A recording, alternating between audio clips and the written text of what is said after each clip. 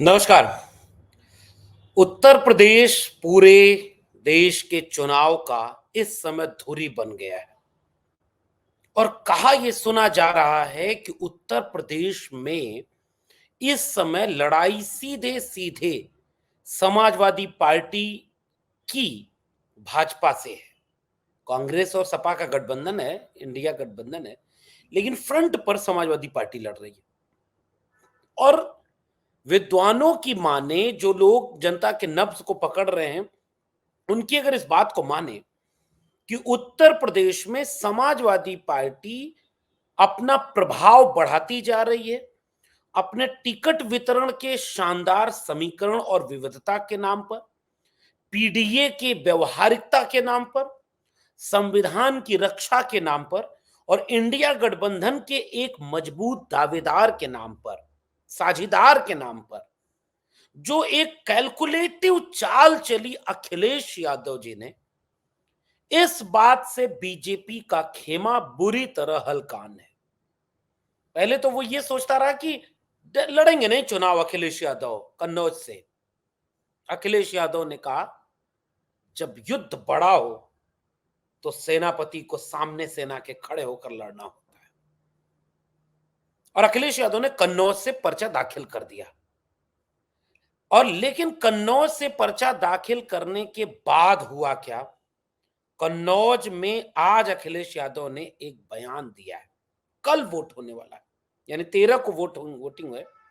और अखिलेश यादव ने इस बात की चिंता जाहिर की है कि बीजेपी जनता को वोट डालने के उनके बुनियादी अधिकार से वंचित करना चाहती है। अगर आपने वो वीडियो ना देखी तो बार बार देखिए।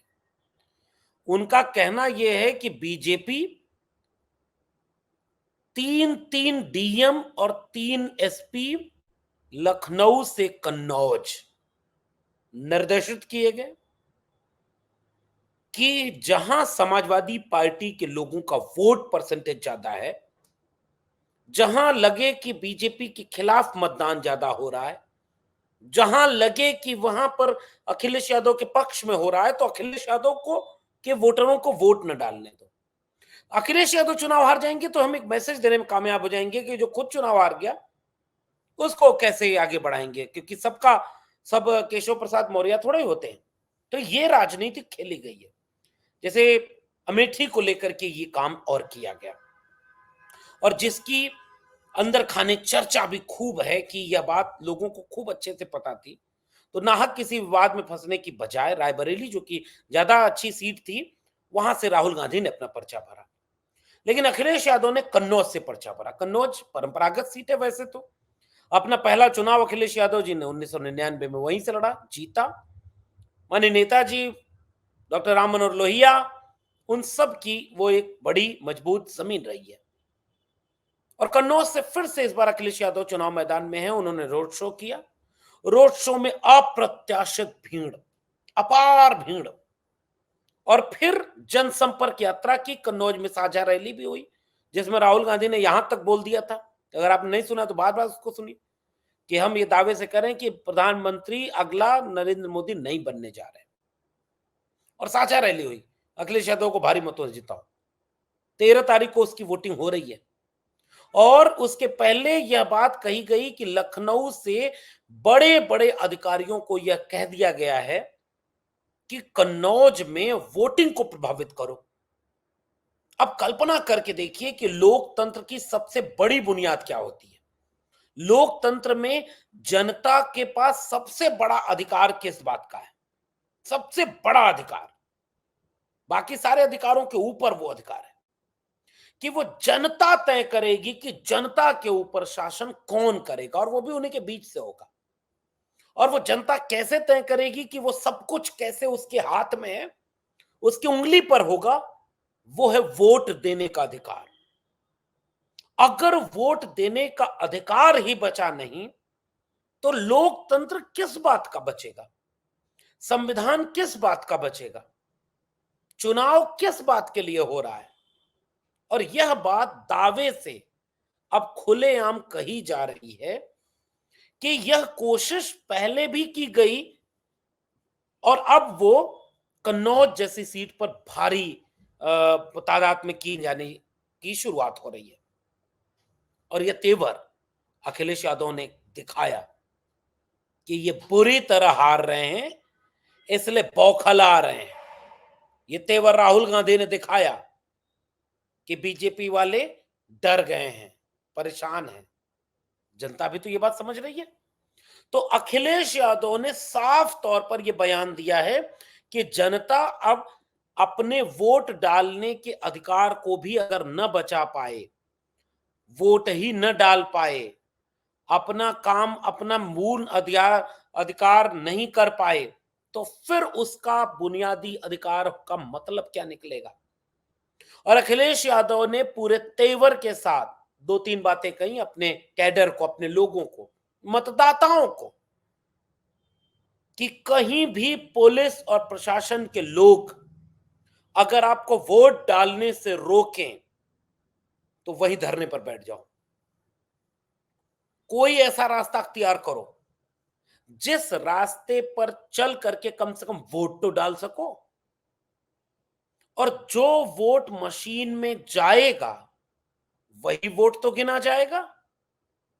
अगर वोट मशीन में नहीं गया तो वोट गिना ही नहीं जाएगा। नंबर एक बात, मशीन में जाने के बाद वोट की हिफाजत करनी है, आखिरी दिन तक करनी है, अपनी पूरी ताकत से उस वोट की हिफाजत करनी है, क्योंकि संविधान का दिया हुआ सबसे बड़ा अधिकार इस देश में, लोकतंत्र में, अगर जनता के पास होता है तो वो लोकतंत्र में वोट का अधिकार।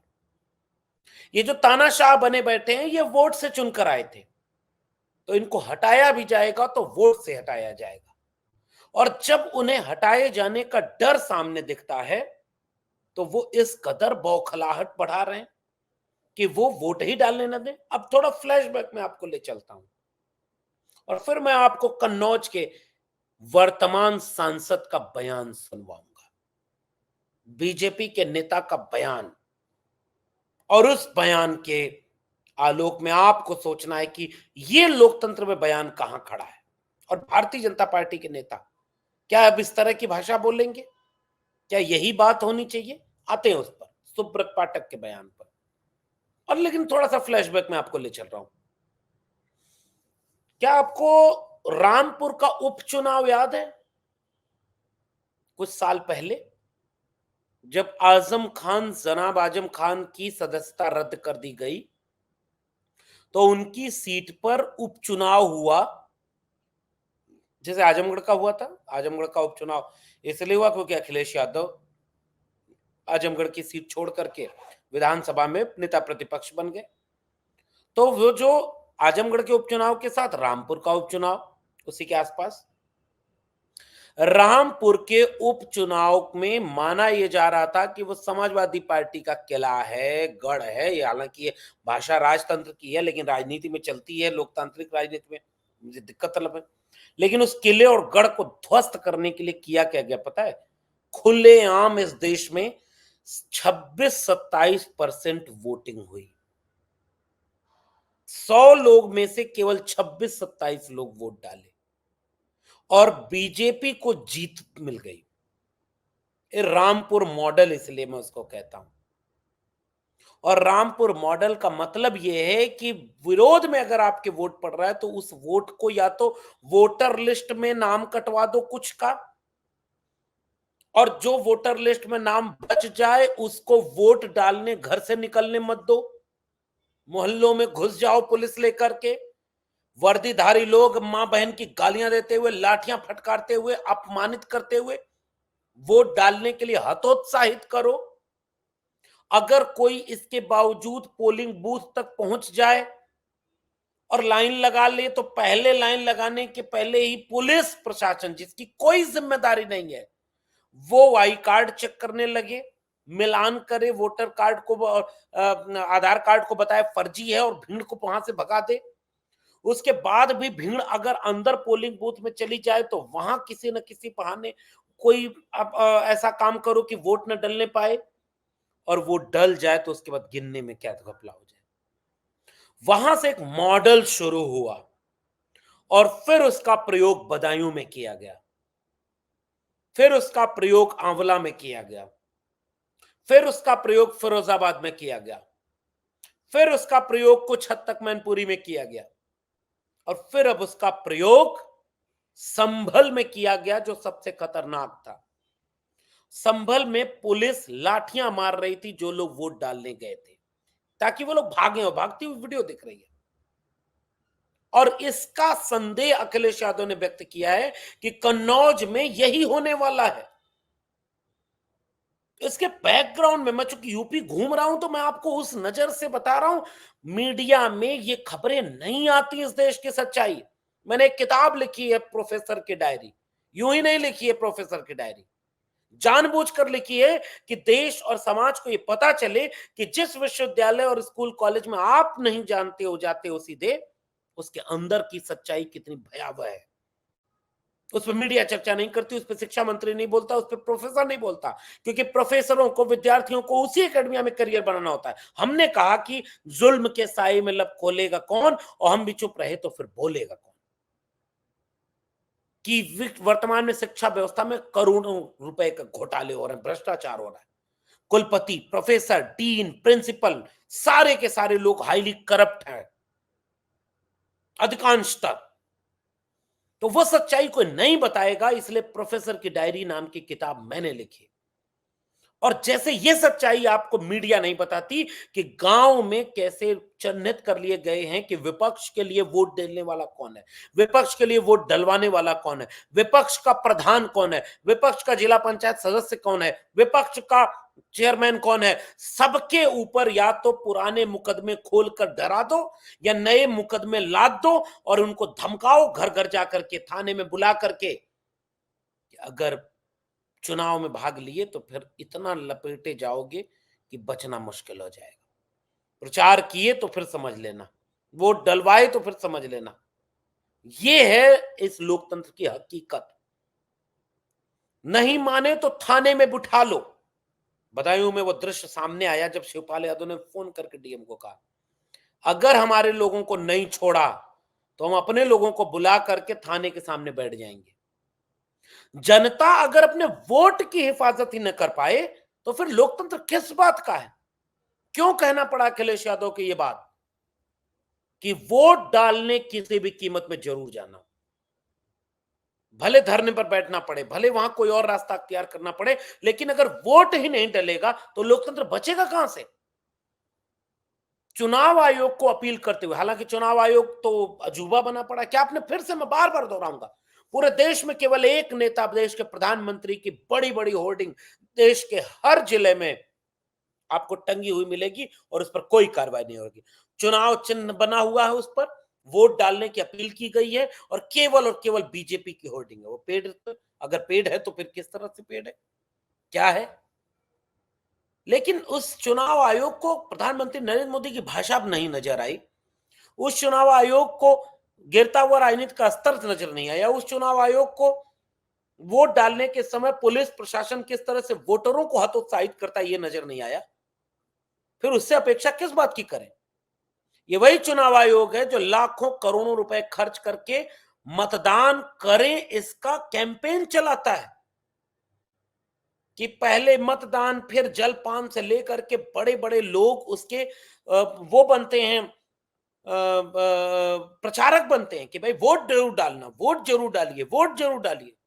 और जब वही वोट डालने जनता जाती है तो वो जनता वोट न डाल पाए क्योंकि विपक्ष में वोट डाल रही है। ये काम हो रहा है, और इसलिए अखिलेश यादव की इस बात पर हम इतना विस्तार से इसलिए बात कर रहे हैं कि वो तो अखिलेश यादव की सीट है। जहां कोई सामान्य इतनी हॉट सीट नहीं होगी, वहां का क्या होगा। हर एक सीट पर बीजेपी अगर ये काम कर रही है तो फिर लोकतंत्र कितना बचा है।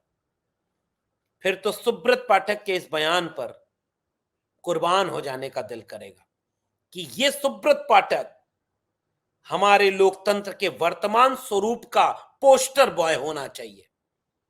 इस सुब्रत पाठक ने ज्योति मिर्धा को पीछे कर दिया, लल्लू को, सांसद लल्लू को पीछे कर दिया, अनंत हेगड़े को, अरुण गोविल को, सबको पीछे कर दिया, जो कह रहे थे 400 पार इसलिए चाहिए ताकि भारत का संविधान बदल दिया जाए, इसलिए बीजेपी को इस बार 400 पार से सीटें चाहिए।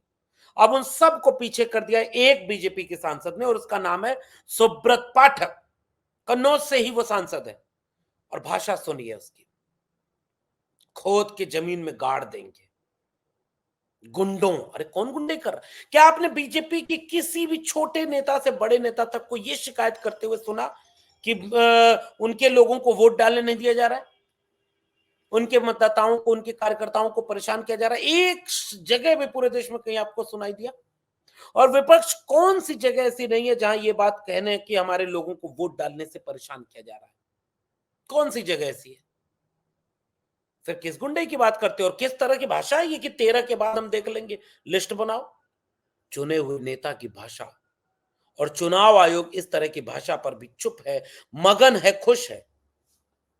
इसलिए ये सवाल तो बनता है कि अगर वोट ही डालना, लोकतंत्र के रहते हुए, संविधान के रहते हुए, अगर वोट एक नागरिक नहीं डाल पाएगा और उसको यह यकीन नहीं है कि वो वोट डाल पाएगा या नहीं, एक नागरिक को यह यकीन नहीं है कि उसका वोट सही जगह गया कि नहीं, एक नागरिक को अगर ये यकीन नहीं है कि उसका वोट सही गिना जा रहा है कि नहीं, फिर लोकतंत्र कहां कहां कहां लोकतंत्र है?